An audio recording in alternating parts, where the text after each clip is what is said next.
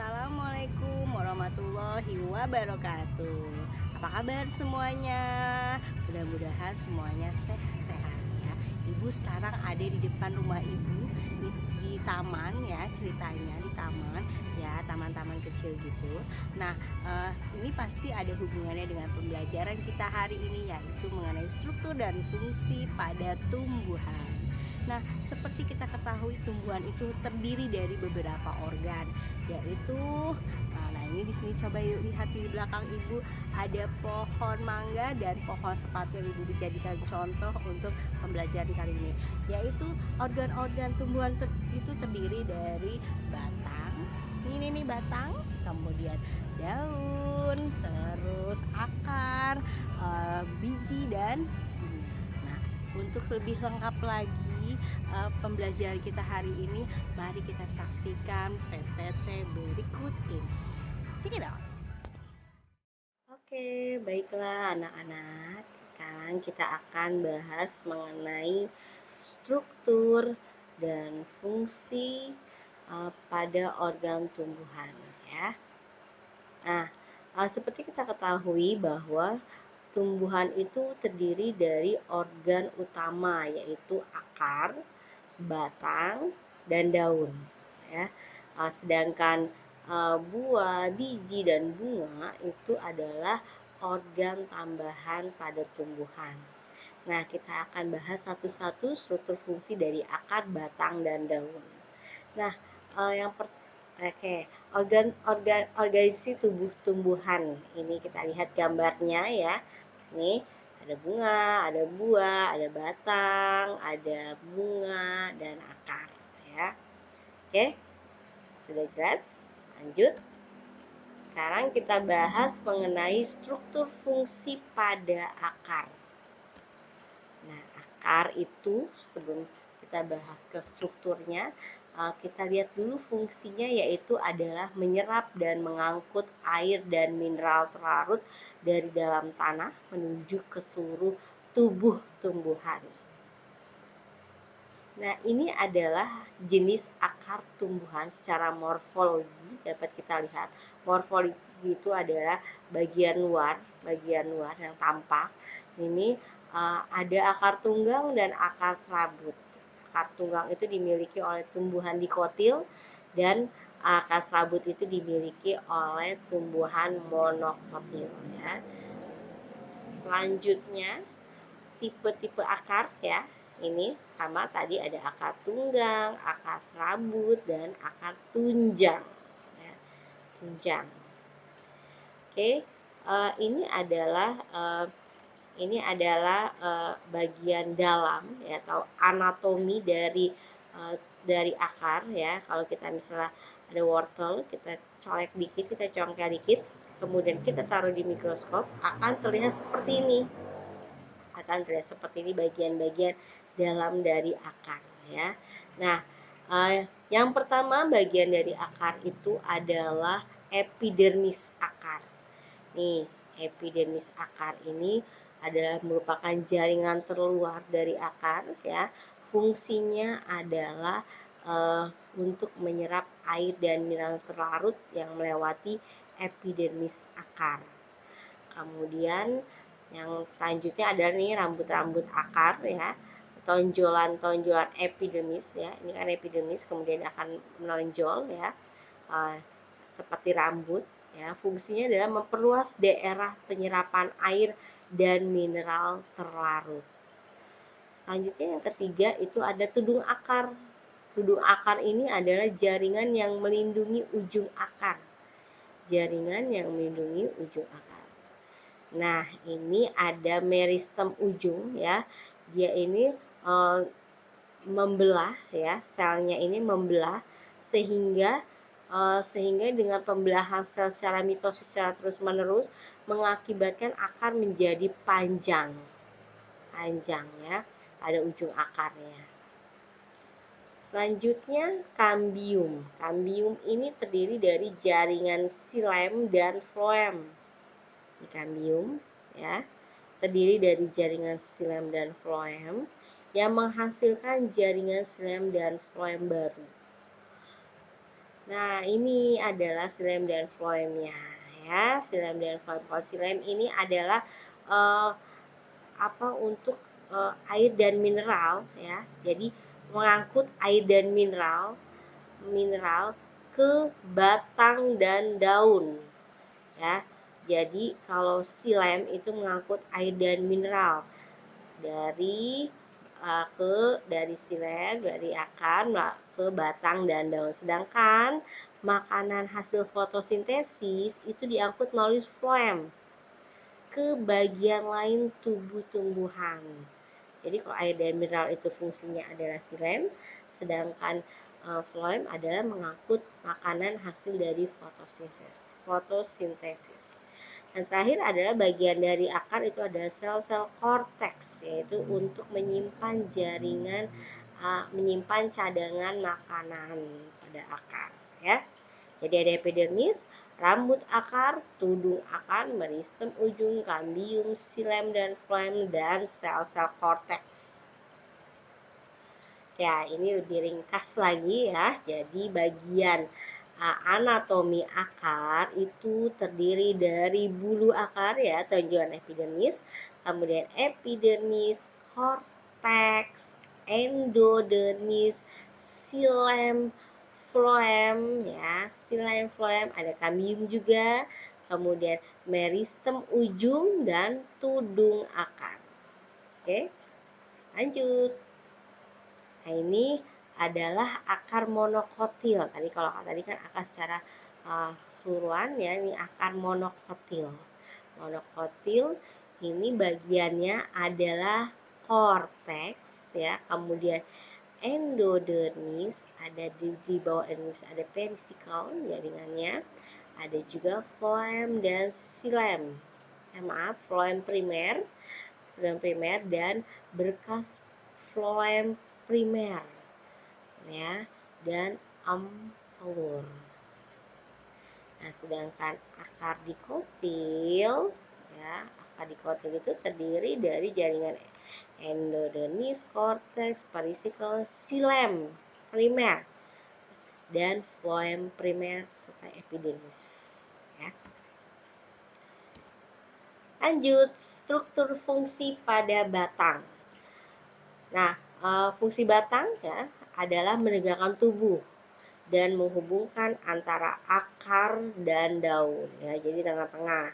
Nah, sedangkan bagian secara morfologi atau secara tampak luar itu batang itu terdiri dari batang utama ya, kemudian buku, ruas, dan kuncup. Nih buku nih tempat tumbuhnya daun, kemudian ada ruas. Ruas itu adalah jarak antara satu buku dengan buku lain, dan kuncup. Oke. Nah, ini secara anatominya, tadi secara morfologi, secara anatomi bagian dalam tubuh dari batang ya. Jadi ada dua gambar, berarti ada dua pembeda antara monokotil dan dikotil. Kalau batang monokotil hanya terdiri dari jaringan dasar dan jaringan pengangkut. Jaringan pengangkutnya ini terdiri dari xilem dan floem. Ya, sedangkan batang pada dikotil ada ampelur, ada korteks, ada berkas pengangkut, yaitu berkas pengangkut ini adalah xilem dan floem. Berkasnya itu tadi, dan di tengah-tengahnya ada kambium yang mengakibatkan batang itu menjadi diameternya itu besar ya. Makanya kalau batang monokotil dan dikotil itu pasti lebih besar batang dikotil. Kalau monokotil contohnya jagung tadi ya hanya kecil saja karena dia tidak memiliki berkas pengangkut atau kambiumnya ya. Nah, ini kalau monokotil perbedaannya itu berkas jaringan pengangkutnya itu tersebar. Kalau tersebar ke semua arah, ke seluruh ini ya, seluruh organ. Nah, sedangkan dikotil ini rapih ya, tersusun rapih, tertata rapih ya, berkas jaringan pembuluhnya, xilem dan floemnya. Oke. Terus ini adalah penampang melintang batang monokotil dan dikotil ya. Seperti tadi ya, lihat perbedaan ini menyebar. Ini adalah monokotil, menyebar ke seluruh ke seluruh bagian. Nah, sedangkan ini adalah batang dikotil ya. Ini ada floem, xilem, dan tengah-tengahnya ini adalah kambium yang mengakibatkan diameter batang menjadi lebih besar. Ini adalah pembedanya ya. Nah, ini lebih jelas lagi. Ada ini adalah apa? Dikotil, ini monokotil ya. Perbedaannya adalah di kambium dan korteks ya. Nah, kalau monokotil dia nggak punya ya, karena batangnya itu kecil, karena dia nggak punya kambium ya. Nah, ini lebih jelas banget ya, jelas banget. Ini pembuluh floem, ini kambium, ini dikotil ya. Kemudian di tengah-tengahnya kambium, ada silemnya ini yang pink ya, silem pink ya, epidermis, cortex. Nah, ini ada modifikasi batang ya, ada stolon, rizoma, kemudian umbi dan kormus. Oke, yang terakhir adalah fungsi daun ya, struktur fungsi pada daun. Nah, daun itu kan kebanyakan warna hijau, walaupun ada warna-warna lain, tapi pada umumnya itu warnanya hijau ya. Kemudian dia bagian tipis seperti lembaran daun itu terdapat tulang-tulang itu tengah-tengah daun ya, kemudian berfungsi untuk membuat makanan ya, melalui proses fotosintesis. Kemudian memiliki stomata ya, stomata. Oke. Nah, ini adalah bagian anatomi, bagian dalam dari daun ya, dari daun. Bagian yang pertama adalah epidermis. Nah, ini seperti susun dari bata ya, tersusun seperti batu bata, sama bagian atas bagian bawah, epidermis atas, epidermis bawah. Ini fungsinya adalah sebagai lapisan terluar ya, jaringan terluar. Dia tidak ada kloroplas, kemudian dia terdapat lapisan lilin atau kutikula ya, yang mencegah kehilangan terlalu banyak air. Nah, selanjutnya ada jaringan palisade nih yang kayak tiang atau yang disebut sebagai jaringan tiang, jaringan palisade atau jaringan tiang. Susunannya rapet-rapet dan ada totol-totol atau bintik-bintik hitam, itu adalah kloroplas ya, kloroplas ya. Kloroplas itu fungsinya adalah untuk nanti dalam proses fotosintesis ya. Kemudian epidermis bawah nih, sama ya, epidermis bawah. Bedanya dengan atas, kalau epidermis bawah itu ada namanya stomata. Nih, stomata ini tempat keluar masuknya karbon dioksida, oksigen, dan air ya. Sini untuk kebutuhan jaringan dalamnya ya. Selanjutnya ada spons, jaringan spons atau sel-sel spons, atau nama lainnya ada jaringan bunga karang. Nah, jaringan bunga karang atau jaringan spons ini lebih renggang dibandingkan dengan jaringan palisade. Dan juga ada bintik-bintik atau bintik-bintik hitam ya. Nah, ini menandakan kalau jaringan spons atau jaringan bunga karang ini memiliki kloroplas. Jadi yang memiliki kloroplas itu ada jaringan palisade dan jaringan spons ya. Fungsinya adalah untuk proses fotosintesis. Yang terakhir adalah xilem dan floem. Berkas xilem dan floem ini kalau air dari batang masuk ke daun. Air dari batang masuk ke daun melalui xilem. Sedangkan makanan yang dibuat di daun diedarkan melalui floem, melalui tulang-tulang daun ya. Jadi intinya kalau xilem itu adalah mengangkut air ya ke daun ya, ke tulang daun, melalui tulang daun. Sedangkan floem itu makanan yang diedarkan melalui floem ke tulang-tulang daun ya. Oke, lanjut. ini ada skema melintang, skema ya, skema. Nggak usah bingung ya. Ini skema dari gambar sebelumnya ya. Ini adalah epidermis atas ya, epidermis bawah ada stomatanya ini, stomatanya.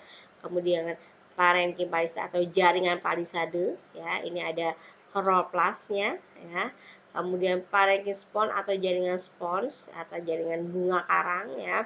Ini juga ada kloroplasnya, dan xilem dan floem, berkas pengangkut untuk mengangkut air dan untuk mengangkut makanan. Oke. Nah, ini adalah modifikasi daun. Modifikasi daun ada kaktus, daunnya jadi berduri, kemudian ada cucumber, kemudian ada tumbuhan Venus yang untuk menjebak perangkap atau serangganya itu dimakan untuk dia bertahan hidup ya. Oke.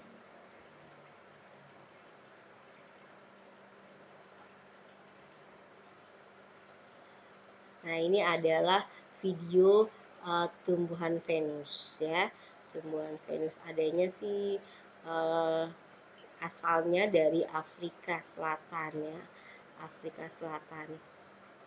Di Indonesia sudah ada ya, sudah ada. Nah, ini dia memakan serangga yang masuk apabila sudah kena yang warna merah-merah atau pink ini. Nah, pasti daun Venusnya ini akan menutup, akan memakan serangga. Nah, itu. Oke, sampai sini dulu ya untuk pembelajaran kita hari ini. Semoga kalian mengerti ya. Semoga kalian mengerti dan jangan lupa tagihan tugasnya. Nanti ada soalnya untuk kalian mendeskripsikan struktur fungsi dari akar, batang, dan daun ya. Oke, selamat belajar. Semoga kalian sehat-sehat selalu. Oke, assalamualaikum, dadah.